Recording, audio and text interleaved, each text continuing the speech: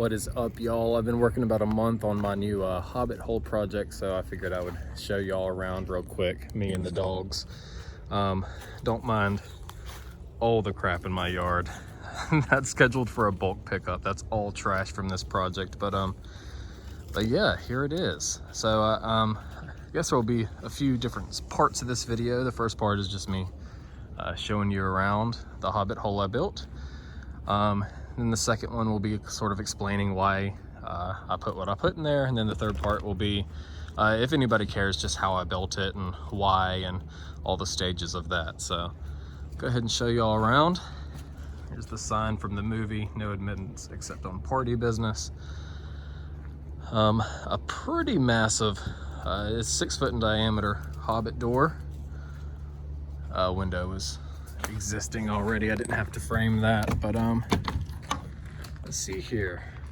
Just got some sort of weather stripping on the outside to keep it snug, which actually I'm not quite done with. There's still a few gaps I need to work on, but yeah, this is it.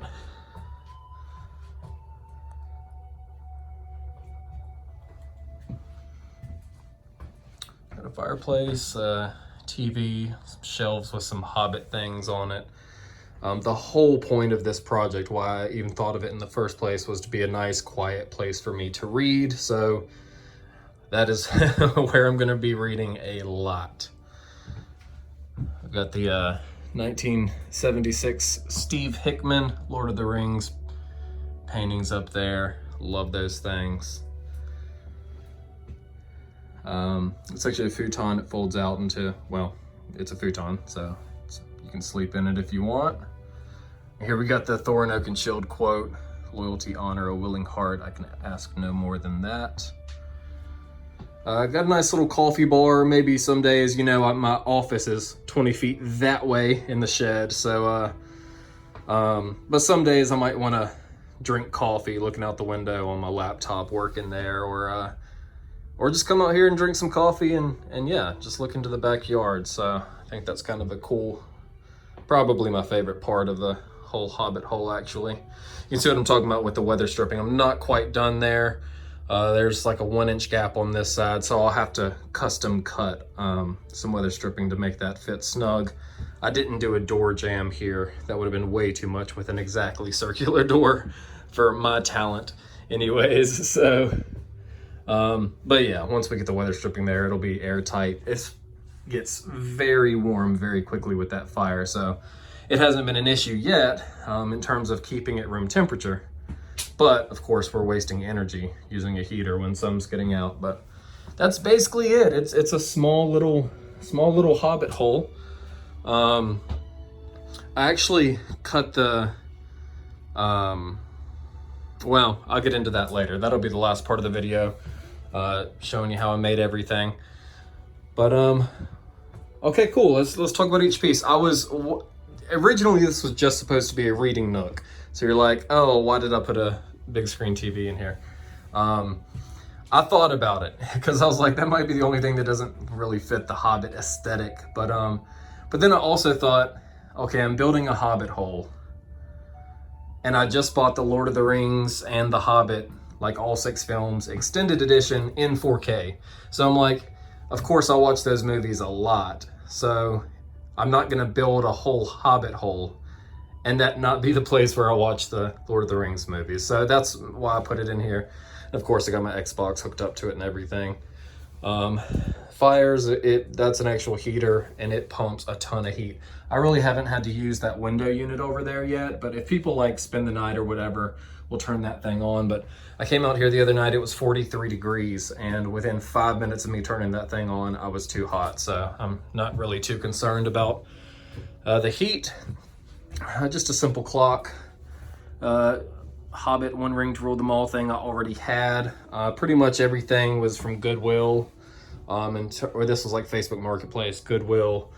The only things I bought new really were the futon, because that's gross. I'm not buying somebody's used futon. And the TV, of course. I tried to get a deal on that, but once again, it had to be 4K. It had to be specifically Roku TV because my stuff is on Vudu, so I just bought that new. But yeah, really everything else is from Goodwill. Super, super cheap, basically free.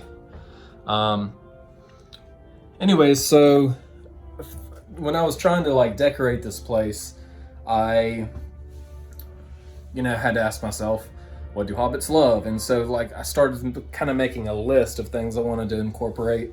And between the books and the movies, I really came up with 6, like, I don't know, I guess tenets of what hobbits love. So it was food, ale, things that grow, pipes, like pipe tobacco, pipe weed, stuff like that.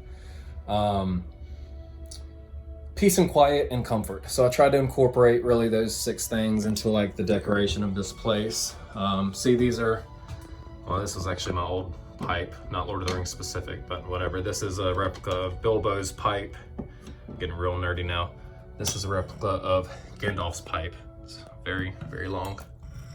And of course, all the fruit and food, the things that grow, it's all that good stuff. I actually did buy these new as well. I needed bookends. I thought about doing a shelf with like, just screwing in sides, but found these bookends, and of course I had to do those. These, I'm actually probably gonna do a separate post shouting them out. But do I have it here? Sorry, let me look for this a second. All right, so Mythologic Candles is where I got this from, and it's a Lord of the Rings inspired pack. It's got the Ranger, King of the Wood Elves, Spirited Tree, Wizards, Pipeweed, Double Breakfast, and Breeze Spice Market. I've only tried 3 of them so far, but they are like just on the money, like exactly what you think they should smell like so far. So those are really good. I need to shout them out. Anyways, so that's that. Moving over here. These 2 shelves, tables, whatever you want to call them, I had to kind of be pretty strategic with those because, of course, it's kind of a small space, so I knew I wouldn't have room for a coffee table for the futon. So I wanted these. This is the coffee bar looking out, and this is just sort of a decorative table, but I wanted them close enough to the futon where you could just move this over or just move it on the ground, and it can be like a charging station for your phone, or somewhere to put a drink. Same here. It's its own thing, but when you're on the futon, it can, well, let me sit down here. It's just within an arm's reach. So I kind of wanted them to serve a dual purpose. Futon's great. Honestly, it's really comfy. It's perfect. It's a perfect fit. I think I had like 2 inches total clearance with the walls. And yeah, the window was already existing in the lean-to, so I didn't have to frame that or anything. Okay, cool. So that is essentially it. A lot of times, especially if it's a pretty day, I'll just kind of sit in the chair and, whoa, the Hobbit door kind of got away from me with the wind. I need to put a stop on that, but yeah, I'll just kind of look out with the door open. That is essentially it. I say I'm done with this project. I am almost done. I'm done for now. There are some things I kind of want to add to it in the next few months. But yeah, that's essentially it for the Hobbit Hole. And of course I had to redo my shop because this lean-to, of course I already finished that. That's my office. This lean-to workstation, of course, went, it went all the way to the exterior wall before I made that Hobbit Hole.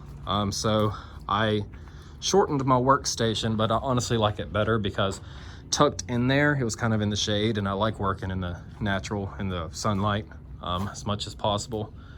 But it's still plenty of room. The only time I use this lean-to is for like when I'm using my workbench, and I still have plenty of room to use the actual bench. I didn't do anything else in here. I think the former owner worked on, I think he had ATVs and he like worked on them in here. I don't really do that. I just use the workbench for projects. So it's still plenty of room for me. So of course I had to frame this wall. Let me back up a little bit. So the whole point of this project was a reading nook, and I got on YouTube and started getting into these, like, I don't know, the Facebook algorithm started, not Facebook, the YouTube algorithm started targeting me with like homesteader videos, people living off the grid and building log cabins and stuff. And I don't know, I just got the itch to build something. I was like, oh, they make it look pretty easy. And it was definitely harder than it looked, but it's like I could do that. So I was actually going to build a whole separate building, like a Hobbit, you know, like a Hobbit, like actual hole with grass on the roof and stuff, kind of over there.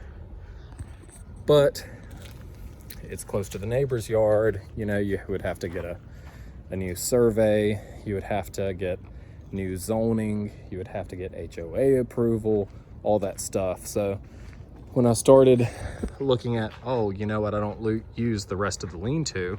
Oh, I wonder how much space that would give me. I saw that this wall, really, of course, a lean-to, it had a wall on the other side. It had an exterior wall. It had this side wall. So I was like, you know what? All I have to do is frame one wall and, of course, build a foundation. The ground over there is just this loose, like, gravel dust type thing. So anyway, so that's what I did. I used 2x6 ground contact pressure treated boards for the foundation, put them on 16-inch centers. Some people are hearing that like, oh, they need to be 12-inch. It is such a small space that 16-inch centers for that foundation is just fine. For this wall that I framed, I just followed what they already had on the roof. I just kind of used that. Some are 12-inch centers, some are 16-inch centers, but it's a really strong wall. I tested it out a lot. So that was basically it. I built the foundation first, ran that, made it pretty darn level. But they used this as a lean-to. So I was like, oh, this is gonna be easy. I'll just cut all of the frames the same length. That did not work. I quickly found out that the roof, of course, the roof is slanted 7 degrees this way, but it's slanted like 3 degrees this way. The ground, the foundation I built is basically perfectly level, but everything else, like in the middle, I had to cheat. I'll show you in a second. But of course I had to frame that wall and then do an OSB board wall and then my peg board and then all that stuff. So that's pretty self-explanatory. So yeah, that was basically my process once I built the foundation. I painted first before I did the flooring. I was really quick with the painting because, you know, I didn't have flooring yet. I didn't really have anything, so I was just slinging paint around. Also, from the shed, my previous project, I hated mudding and taping, spackling, dusting, all the stuff between the seams of drywall. That's what this board is for. I used the same double foil, the double foil vapor barrier insulation behind this drywall. Libby's trying to get in right now. So I wasn't worried about insulation. Even though there are seams in the drywall that aren't taped, nothing is taped, there's insulation behind it, and that's what these boards are for. It's me being lazy and not wanting to tape in mud. So all the boards you see are actually covering up the seams in the drywall. But it also gives it kind of like a mountain cabby feel. You know, the rustic, it kind of fit the Hobbit like aesthetic, almost like Bjorn's house actually. But anyways, that's the whole reason I did the sort of dark brown timber. I did a very light yellow, almost like Italian parchment for that. So, everything to go well with green and keep it earth tone and all the Hobbit stuff. But yeah, that's basically it. We had the flooring left over from, we just redid all the flooring in our house. We had this left over, and not only that, but we couldn't even return like 4 or 5 boxes because I had broken the seal. Like they had basically crashed when I was trying to bring them home. So yeah, we had extra flooring that we couldn't even return. So the flooring was of course free.